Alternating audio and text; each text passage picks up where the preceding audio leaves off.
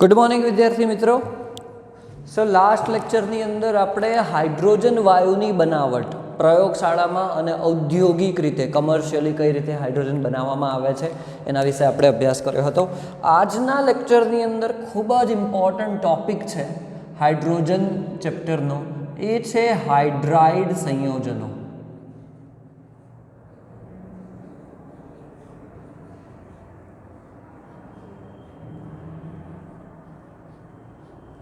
Hydride संयोजनों। Hydride redox प्रक्रियाની અંદર આપણે ધાત્વીય હાઇડ્રાઇડ એવો શબ્દ વાપર્યો હતો કે જેની અંદર હાઇડ્રોજનનો ઓક્સિડેશનક -1 થતો હતો અને ધાતુનો +1 થતો હતો।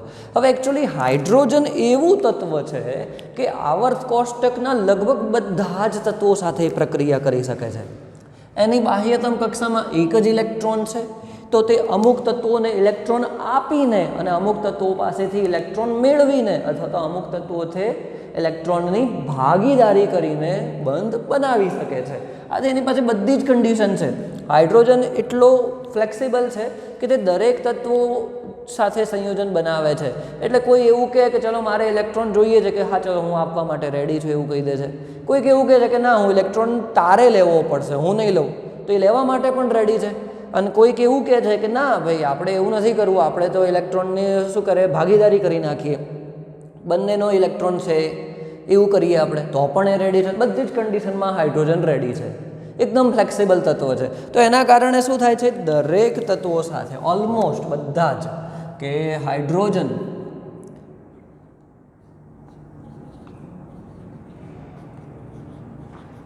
આવર્ત કોષ્ટકના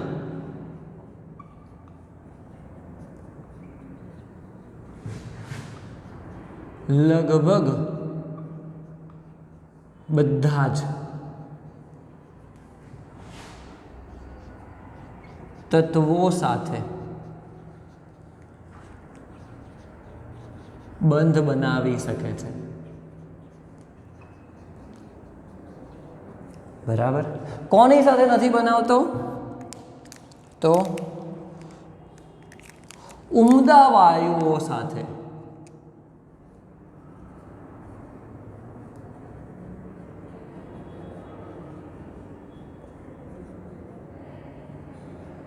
ઉમદા વાયુઓ સાથે તે બંધ બનાવતો નથી। ઓકે, તો હાઇડ્રોજન જે બંધ બનાવે છે અને જે સંયોજન બનાવે છે, આવા સંયોજનને આવા હાઇડ્રોજન સંયોજનોને શું કહેવામાં આવે છે, હાઇડ્રાઇડ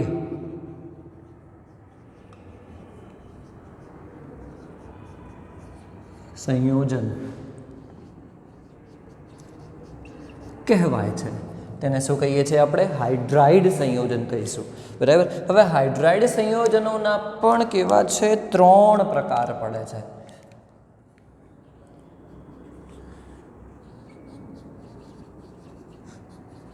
હાઇડ્રાઇડ સંયોજનો ના 3 પ્રકાર છે। 3 પ્રકાર એકદમ સિમ્પલ છે, આપણે સમજીએ તો એમાંથી પહેલો પ્રકાર છે એ છે આયનીય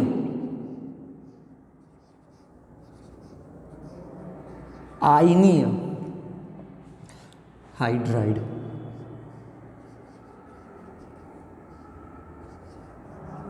અથવા તો તેને બીજું શું કહેવામાં આવે છે, ક્ષારીય હાઇડ્રાઇડ પણ કહેવામાં આવે છે। આયનીય હાઇડ્રાઇડ, બીજું છે સહસંયોજક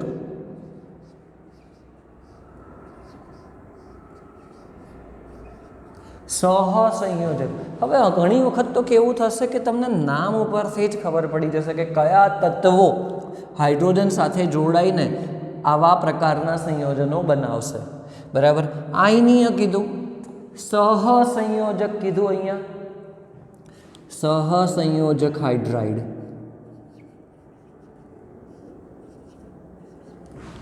અને ત્રીજું છે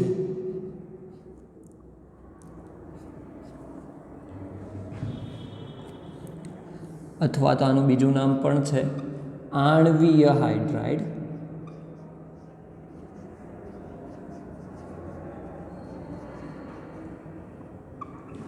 અને ત્રીજું થઈ જશે ધાત્વીય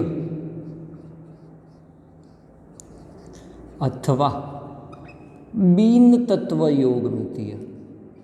બિન તત્વ યોગમિતીય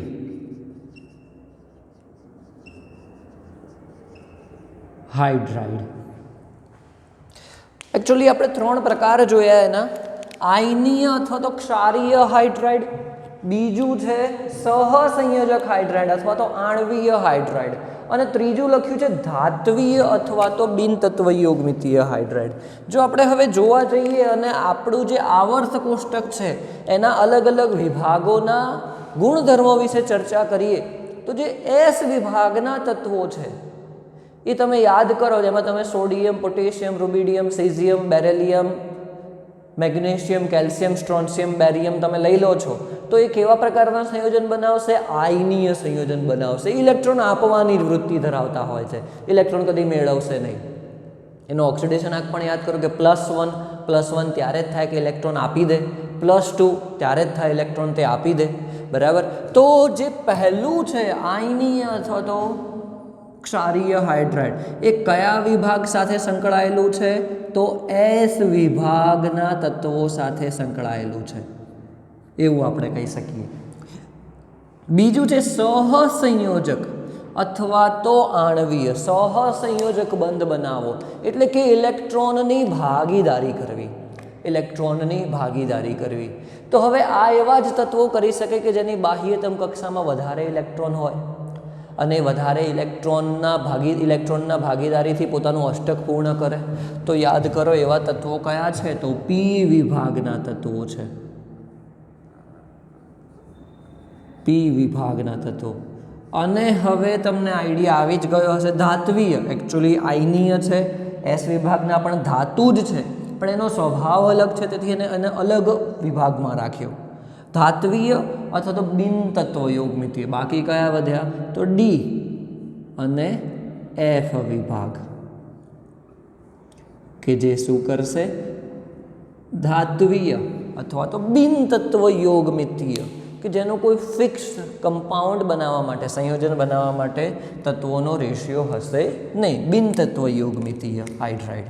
ઓકે, તો આજના લેક્ચરની અંદર આપણે સૌ પ્રથમ પહેલું જે છે આયનીય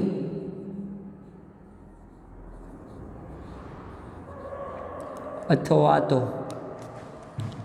એને બીજું ક્ષારીય હાઇડ્રાઇડ જોઈશું.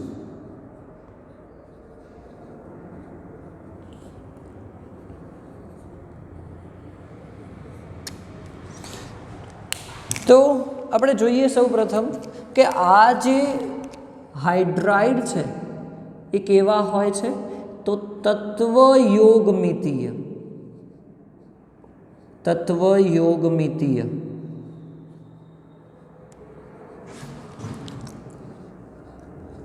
સંયોજનો છે. કેવા છે? તો તત્વ યોગમિતીય સંયોજનો છે. બીજું એના માટે એવું કહેવું હોય તો એવું કહી શકીએ કે તે એસ વિભાગના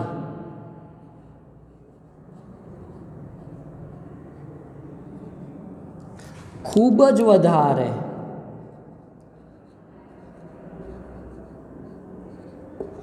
વિદ્યુત ધન, એટલે કે જે ઇલેક્ટ્રોન આપીને ધન વીજભાર પ્રાપ્ત કરવાની વૃત્તિ ધરાવતા હોય, વિદ્યુત ધન તત્વો સાથે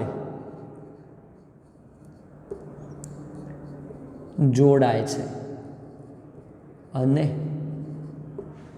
હાઇડ્રાઇડ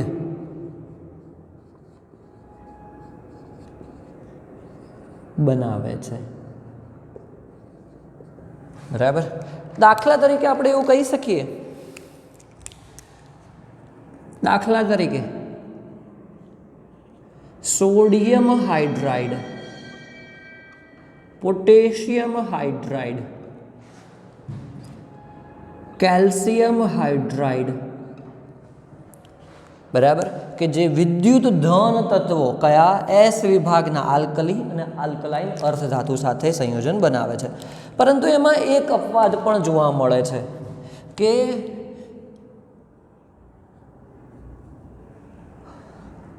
તેની અંદર ઘણા,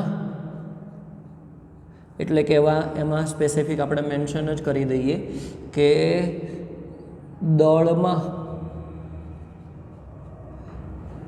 હલકા તત્વો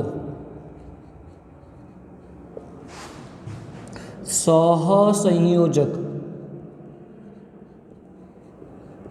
ગુણધર્મ પણ ધરાવે છે. ગુણધર્મ પણ ધરાવે છે. અમુક જે આગળના તત્વો કહીએ, જેમ કે આગળના તત્વો દળમાં હલકા હોય એવા કયા કઈ થઈ જશે? પહેલું તત્વ લિથિયમ, તો લિથિયમ હાઇડ્રાઇડ એક ધરાવે છે. બીજું બેરેલિયમ હાઇડ્રાઇડ. ત્રીજું એક છે MgH2 Mg hydride, magnesium hydride. આવા સહસંયોજક ગુણધર્મ ધરાવે છે. તો આવું અપવાદ કઈ રીતે આવ્યો? એકચ્યુઅલી તો ઇલેક્ટ્રોન આપવાની જ વૃત્તિ ધરાવે છે, આપણને ખબર છે, આલ્કલી ધાતુ, પરંતુ એનું કદ નાનું હોય છે. અહીંયા પણ એવું પણ કહી શકાય કે નાના કદ ધરાવતા, તો એમાં ઇલેક્ટ્રોનનું આકર્ષણ બળ વધારે હશે. ઇલેક્ટ્રોનનું આકર્ષણ બળ વધારે હશે તો ઇલેક્ટ્રોનને તે સરળતાથી મુક્ત નહીં કરી શકે, તો ઇલેક્ટ્રોનની ભાગીદારી કરી દે છે. તો એવા સંયોજનો કેવા ગુણધર્મ? સહસંયોજક ગુણધર્મ ધરાવતા હોય છે. બરાબર, એકદમ સિમ્પલ છે. બીજી એક વસ્તુ એમાં ખાસ નવી છે કે બેરેલિયમ હાઇડ્રાઇડ BeH2 અને MgH2 છે, મેગ્નેશિયમ હાઇડ્રાઇડ નું પોલિમેરિક, એટલે કે પોલિમર જેવું બંધારણ જોવા મળે છે.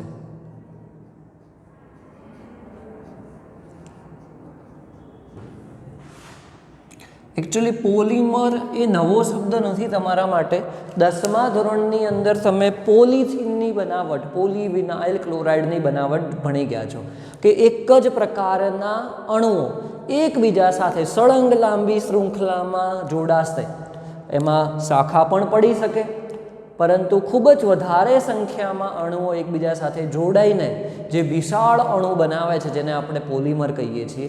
તો અહીં પણ એવું જ છે કે બેરેલિયમ હાઇડ્રાઇડ અને મેગ્નેશિયમ હાઇડ્રાઇડ જ્યારે આપણને ઘન સ્વરૂપે મળે છે તો તે કેવો ગુણધર્મ, એટલે કે તેનું બંધારણ પોલિમર જેવું, તે સળંગ લાંબી શૃંખલામાં એકબીજા સાથે જોડાયેલા આપણને જોવા મળે છે. સિમ્પલ છે. ચાલો હવે આપણે થોડાક બેઝિક ગુણધર્મ લખી દઈએ કે આ હાઇડ્રાઇડ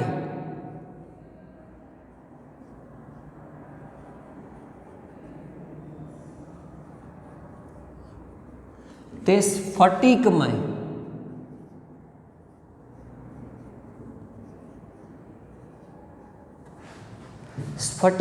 ગુણધર્મ, ક્રિસ્ટલાઇન સ્ફટિકમય ગુણધર્મ. બીજું જો એની અંદર કહેવા જઈએ તો તે કેવા છે? Non volatile. બરાબર, નોન વોલેટાઇલ. નોન વોલેટાઇલનો મિનિંગ શું થઈ જશે કે તે સરળતાથી કયા સ્વરૂપમાં? પ્રવાહીમાંથી બાષ્પમાં રૂપાંતરણ નહીં થાય. તો સ્ફટિકમય ગુણધર્મ અબાષ્પશીલ, અબાષ્પશીલ ગુણધર્મ.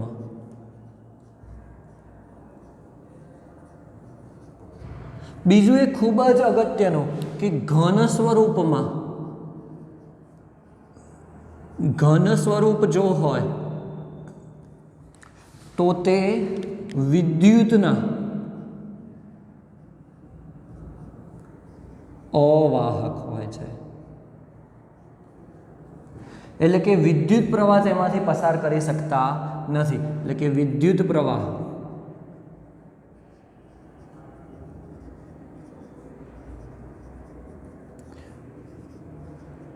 પસાર કરી શકતા નથી, બરાબર. તો આવું કઈ રીતે બને? આપણે તો એકચ્યુઅલી તે આયનીય સંયોજનો બનાવે છે, આયન બનાવે છે, પરંતુ તમે યાદ કરો એક સિમ્પલ રૂલ જે તમે ફિઝિક્સમાં પણ ભણ્યા હશો કે વિદ્યુત પ્રવાહ છે એકચ્યુઅલી ઇલેક્ટ્રોનનો પ્રવાહ છે. ઇલેક્ટ્રોનનો પ્રવાહ એટલે ઇલેક્ટ્રોનને કેરી કરવા માટે તો કંઈક જોઈએ, બરાબર. કાં તો ખાલી સ્પેસ જોઈએ અથવા તો પછી કોઈ આયનીય સ્વરૂપે ઇલેક્ટ્રોનને કેરી કરીને તેનો પ્રવાહ કરે, ઇલેક્ટ્રોનને પોતાની સાથે લઈ લે. તો અહીં ઘન સ્વરૂપ લઈએ તો તે ફ્રી મુક્ત સ્વરૂપે આયન હોતા નથી, પરંતુ પીગલિત સ્વરૂપ, પરંતુ શું છે? પીગલિત સ્વરૂપ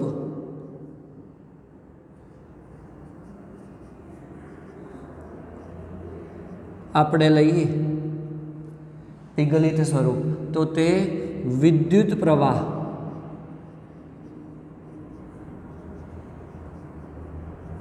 પસાર કરી શકે છે. વિદ્યુત પ્રવાહ પસાર કરી શકે છે. તો પીગલિત સ્વરૂપમાં શું થશે કે તે આયન મુક્ત થશે. આયન કેવો થશે? મુક્ત થશે. તો એ મુક્ત થયેલો આયન શું કરશે? તે ઇલેક્ટ્રોનને કેરી કરી શકશે. ઇલેક્ટ્રોનને કેરી કરશે તો પછી શું થશે? તે વિદ્યુત પ્રવાહ પસાર કરી શકશે. એનું એક તમને એક્ઝામ્પલ પણ આપેલું છે કે વિદ્યુત વિભાજન કરતા પીગલિત સ્વરૂપ છે, આ પીગલિત સ્વરૂપનું વિદ્યુત વિભાજન કરવામાં આવે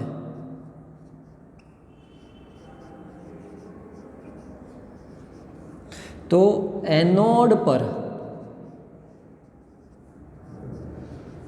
H2 વાયુ મળે છે. એનોડ પર શું થાય છે? H2 વાયુ મળે છે. એટલે જો આપણે પ્રક્રિયા લખીએ એનોડ ઉપરની તો શું થાય છે? જે પણ પીગલિત સ્વરૂપ હશે 2H માઇનસ હશે, અહીંયા આપણે લખી નાખીએ કે પીગલિત સ્વરૂપ મેલ્ટ થઈ ગયેલો હોય. પીગલિત એટલે કે ઘનમાંથી પ્રવાહીમાં તેનું રૂપાંતરણ થઈ ગયું હોય, પ્રવાહી સ્વરૂપે હાઇડ્રાઇડ હોય, પીગલિત સ્વરૂપ હોય તો તે હાઇડ્રોજન વાયુ ઉત્પન્ન કરી શકે છે.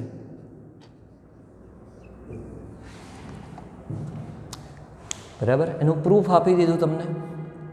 ચાલો હવે આગળ એક જોઈએ, એનો ખૂબ જ એક ઇમ્પોર્ટન્ટ ગુણધર્મ કે તે પાણી સાથે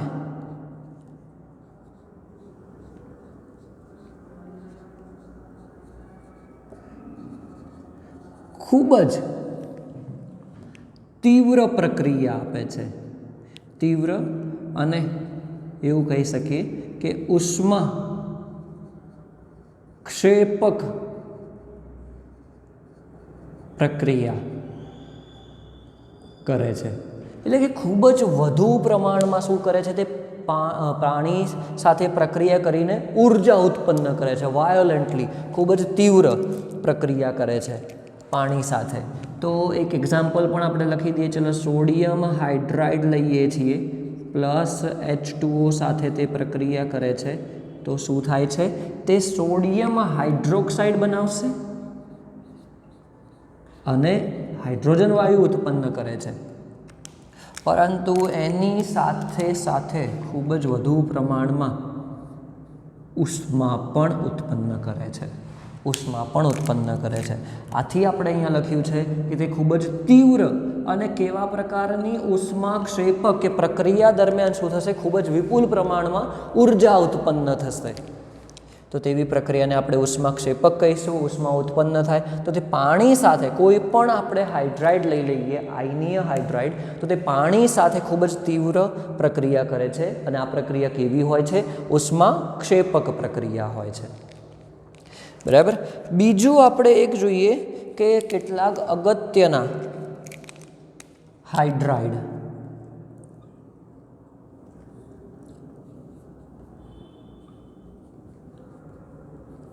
આની અંદર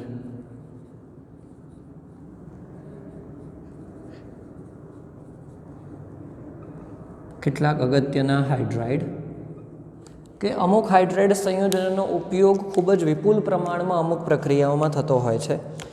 એમાંથી એક હાઇડ્રાઇડ જે છે એ કયો છે? Lithium aluminium hydride. આનું નામ છે લિથિયમ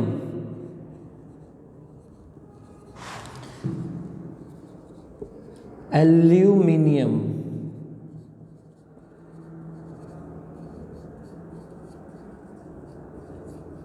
હાઇડ્રાઇડ. અને બીજું હું સાથે લખી દઉં છું લિથિયમ બોરોહાઇડ્રાઇડ LiBH4. લિથિયમ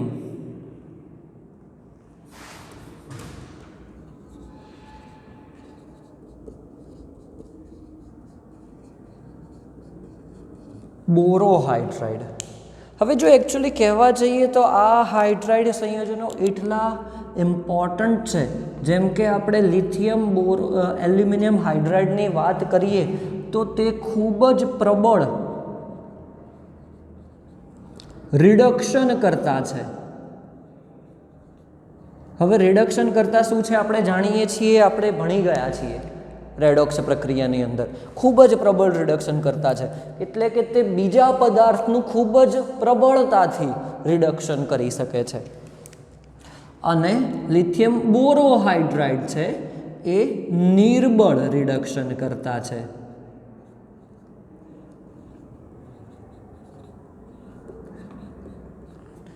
જ્યારે આપણે કાર્બનિકના ચેપ્ટર સ્ટાર્ટ કરીશું, કાર્બનિક રસાયણ વિજ્ઞાનમાં, એમાં એનો ઉપયોગ બહુ જ થાય છે. કોઈ પણ રિડક્શન પ્રક્રિયા કરવાની આવે તો લિથિયમ એલ્યુમિનિયમ હાઇડ્રાઇડ, લિથિયમ બોરોહાઇડ્રાઇડનો ઉપયોગ ખૂબ જ વિપુલ પ્રમાણમાં થતો હોય છે. એટલે ખૂબ જ અગત્યના હાઇડ્રાઇડ છે. ક્લિયર? એકદમ સિમ્પલ ટોપિક હતો આપણો આયનીય અથવા તો ક્ષારીય હાઇડ્રાઇડ. બરાબર. એના ગુણધર્મો સાથે સરળતાથી તમારે યાદ રાખવાનો છે કઈ રીતનું છે. નેક્સ્ટ લેક્ચરની અંદર આપણે સહસંયોજક હાઇડ્રાઇડ અથવા તો બીજું નામ છે તેનું આણ્વીય હાઇડ્રાઇડ, એના વિશે આપણે ચર્ચા કરીશું.